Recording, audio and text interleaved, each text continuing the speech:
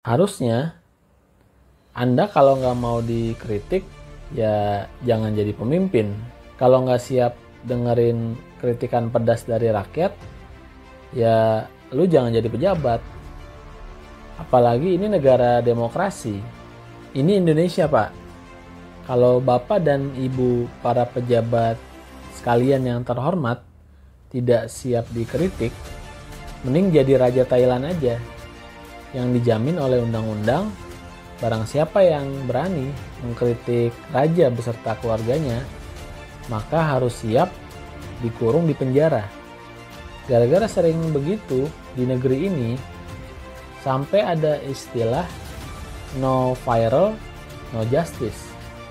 Gak viral, gak ada keadilan. Terus ada juga tagar percuma lapor polisi. Selamat datang di negeri viral.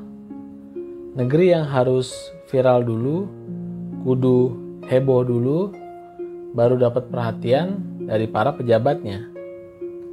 Entah udah berapa kali negeri ini ada kejadian viral, dan gak lama habis itu para pejabat kita akan sibuk mengurus supaya kejadian tadi gak bikin ribut ya. Dengan adanya sosial media di zaman sekarang, peristiwa apapun itu, masyarakat kita bisa dengan mudah mengangkatnya ke publik.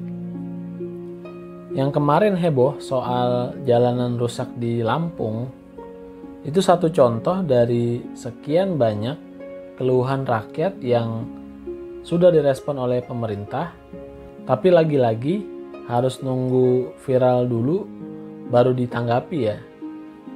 Sebetulnya yang bikin heboh itu gara-gara awalnya Pemda Lampung gak merespon dengan baik apa yang disampaikan oleh TikToker Bima. Teman-teman di sini udah pada tahu ya, si Bima awalnya ngomong di TikTok soal alasan kenapa Lampung gak maju-maju. Gara-gara kritikan dia, bukannya pemerintah daerah setempat coba berbenah, malah ayahnya si Bima dipanggil sama bupati. Ayahnya kebetulan PNS di Lampung. Gara-gara anaknya kritik Lampung di sosial media, malah ayahnya dipanggil. Dibilang ayahnya nggak bisa didik anak lah, suruh berhenti kritik Lampung lah. Yang dipermasalahin malah gaya ngomongnya si Bima, bukan malah isi substansi dari apa yang disampaikan oleh Bima yang mengatakan bahwa jalanan di Lampung itu rusak sudah bertahun-tahun dan dibiarkan begitu saja. Emang sih menurut saya Bima itu cara ngomongnya kurang ajar juga ya. Apalagi sekarang cara ngomong dia di media sosial malah lebih parah. Sekarang Bima itu malah jadi dihujat netizen ya. Tapi oke lah, bagi saya itu soal lain. Tapi inti dari apa yang dia sampaikan soal jalanan rusak di Lampung bertahun-tahun dibiarkan dan gak ada perhatian dari Pemda setempat, itu soal fakta yang selama ini terjadi.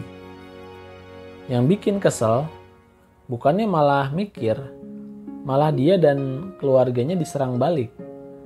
Harusnya Anda kalau nggak mau dikritik, ya jangan jadi pemimpin. Kalau nggak siap dengerin kritikan pedas dari rakyat, ya lu jangan jadi pejabat. Apalagi ini negara demokrasi. Pejabat itu harus siap dikritik. Mau salah, mau benar kritikannya, ya terima aja dulu. Gak usah dibantah dulu, apalagi sampai diserang balik yang ngeritik ya. Ini Indonesia Pak. Kalau Bapak dan Ibu para pejabat sekalian yang terhormat tidak siap dikritik, mending jadi Raja Thailand aja. Yang dijamin oleh undang-undang, barang siapa yang berani mengkritik raja beserta keluarganya, maka harus siap dikurung di penjara. Kemudian habis viral dan ribut soal tadi, akhirnya pemerintah pusat turun tangan ya. Kemarin Presiden Jokowi ngecek langsung ke lapangan, bener nggak di sana banyak jalanan yang rusak dan dibiarkan bertahun-tahun. Dan akhirnya Presiden bilang jalanan di Lampung akan segera diperbaiki ya. Nah, tapi itu tadi semuanya harus nunggu viral dulu baru ada tanggapan.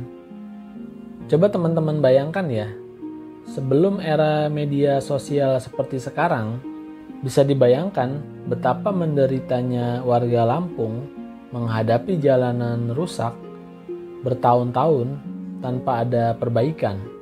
Bahkan warga di sana ada yang cerita sampai udah berapa kali pengendara sepeda motor itu kecelakaan gara-gara jalanan rusak, tapi tetap aja pemerintah di sana adem ayem terus.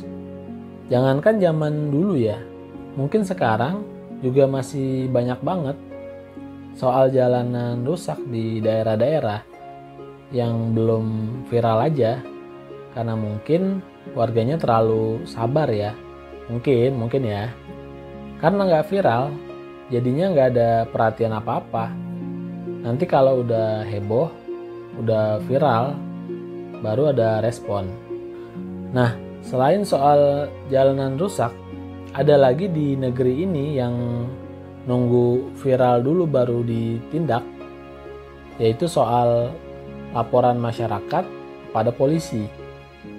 Teman-teman tahulah, udah berapa kali kasus-kasus yang karena viral di media sosial akhirnya baru dapat perhatian serius dari polisi. Oknum polisi lah, gak semua polisi begitu kok. Cuma oknum ya, saya bilang cuma oknum. Kasusnya ada yang soal pelecehan seksual tidak ditindaklanjuti, ada lagi soal ojol yang lapor kehilangan motornya tapi malah dipukul. Kemudian ada juga yang dijadiin tersangka karena membela diri saat mau dibegal. Itu semua bisa teman-teman cari di Google jejak digitalnya ya. Nah, semua itu akhirnya nunggu viral dulu baru ditindak. Gara-gara sering begitu di negeri ini, sampai ada istilah no viral, no justice. Gak viral, gak ada keadilan. Terus ada juga tagar percuma lapor polisi. Menurut saya, inilah bentuk ekspresi kecewanya masyarakat kita kepada semua pemangku di negeri ini, baik itu kepada pemerintah, pejabat, penegak hukum, dan lain-lain. Ketika rakyat kecil yang bukan siapa-siapa, gak punya koneksi ke siapa-siapa, bukan orang penting, udah gitu parahnya lagi miskin, gak punya duit juga.